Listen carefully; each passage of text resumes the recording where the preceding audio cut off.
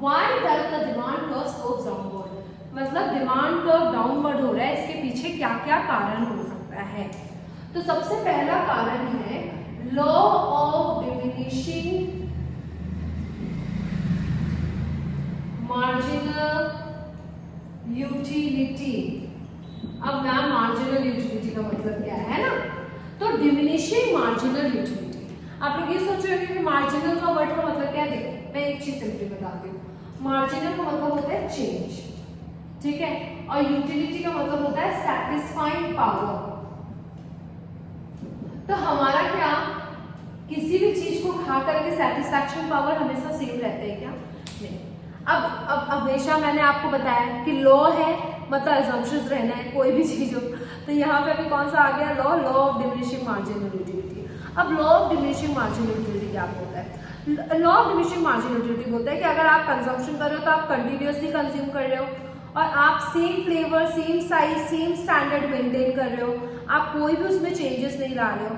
अब मुझे बोला गया कि मैम आप ये आइसक्रीम खाओ, मैं बोली ठीक है भाई मैं खा लेती हूँ। मैंने आइसक्रीम खाया, मुझे तो बहुत सेटिस्फैक्शन मिला, इतनी गर्मी है आइसक्रीम की जरूरत है, तो मुझे आइसक्रीम खा के बहुत सेटिस्फैक्शन मिला। फिर मुझे बोला कि मैम आप दूसरा आइसक्रीम भी खाओ, और सेम फ्लेवर मुझे दिया, सेम खाने को बोला, सेम स्टैंडर्ड है, same quantity, same flavour, same taste, और तुरंत मुझे खाने के लिए बोला गया। तो मुझे पहला वाला खा के तो बहुत अच्छा लगा, पर दूसरा वाला खा के मुझे सच बताओ नहीं अच्छा लगा था, क्योंकि पहले खा करके जितना मजा आता है ना उतना दूसरे में नहीं आता। मेरा सेटिस्फैक्शन क्या हो गया, कम हो गया।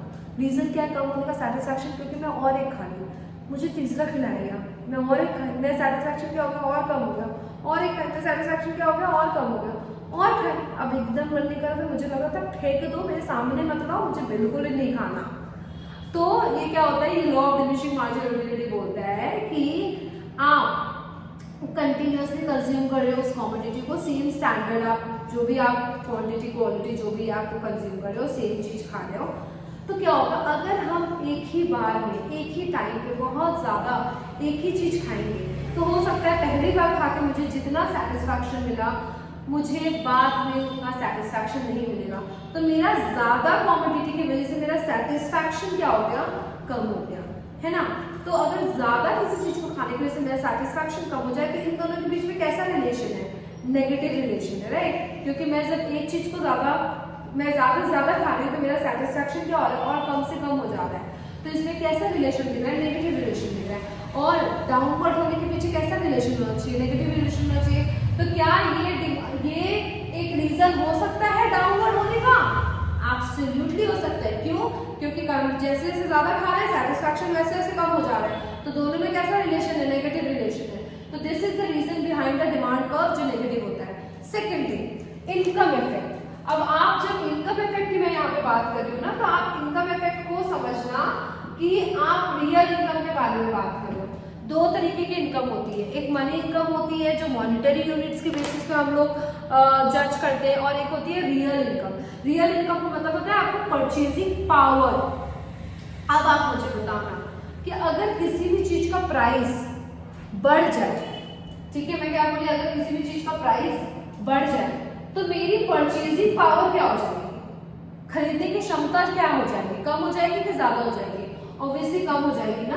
क्योंकि अगर किसी भी चीज का प्राइस बढ़ रहा है मतलब अब मेरी क्षमता उतनी नहीं है खरीदने की, मेरी परचेजिंग पावर क्या हो गई, कम हो गई। मैं इस परचेजिंग पावर को ही क्या बोलूंगी, रियल इनकम। तो मेरी रियल इनकम क्या हो जा रही है, कम हो जा रही है। तो प्राइस के बढ़ने से मेरी रियल इनकम कम हो जा रही है, जिसकी वजह से मेरा डिमांड भी क्या हो जा रहा है, कम हो जा रहा है। तो फिर से प्राइस के बढ़ने से रियल इनकम की वजह से डिमांड भी क्या हो गया, कम हो गया। अभी हम दोनों को कैसा रिलेशन दिख रहा है, नेगेटिव रिलेशन दिख रहा है ना। तो क्या ये फिर से डाउनवर्ड स्लोप का रीजन हो सकता है, हाँ हो सकता है। फिर उसके आने वाला है दैट इज सब्स्टिट्यूट गुड्स। अब मैं सब्स्टिट्यूट गुड्स के बारे में बात करूं। अब मैं बोलूं कि प्राइस जो है वो टी का क्या हो जा रहा है, बढ़ जाता है, तो डिमांड मेरा कॉफी का क्या हो जाएगा। अगर मेरा प्राइस टी का बढ़ रहा है तो डिमांड मेरा कॉफी का क्या हो जाएगा, बढ़ जाएगा, क्योंकि अभी हम लोगों ने थोड़ा देर पहले सीखा। पर मेरा वहीं पे जो डिमांड है वो टी का क्या हो जाएगा, कम हो जाएगा ना, क्योंकि प्राइस मेरा टी का बढ़ रहा है तो मेरा डिमांड टी का क्या हो जा रहा है, कम हो जा रहा है। किसके वजह से, क्योंकि कॉफी अवेलेबल है मार्केट में। तो फिर से टी का डिमांड के साथ रिलेशन नेगेटिव तो दिख रहा है, पर इस नेगेटिव के पीछे पीछे रीजन क्या है, सब्स्टिट्यूट गुड्स। तो अगेन ये क्या है, स्लोप डाउनवर्ड का रीजन। अब नेक्स्ट है बात करिए, अब समझ लो साइज ऑफ द कंज्यूमर। अगर किसी भी चीज का दाम कम हो जाए तो मतलब क्या, कंज्यूमर ज्यादा अफोर्ड कर सकता है खरीदना, है ना। तो कंज्यूमर क्या करेगा, ज्यादा अफोर्ड कर पाएगा खरीदना, कंज्यूमर अफोर्ड मोर।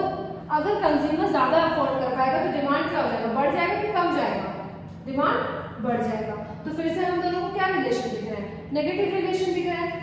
तो साइज ऑफ द कंज्यूमर का मतलब क्या है, अगर किसी भी चीज का दाम बढ़ता है तो कंज्यूमर ज्यादा अफोर्ड कर पाता है, जिसकी वजह से वो डिमांड क्या करता है, बढ़ा देता है। तो फिर से ये रीजन क्या हो गया, स्लोप्स डाउनवर्ड का कारण हो गया, है ना। और उसके बाद जो लास्ट है दैट इज सेवरल यूजेस।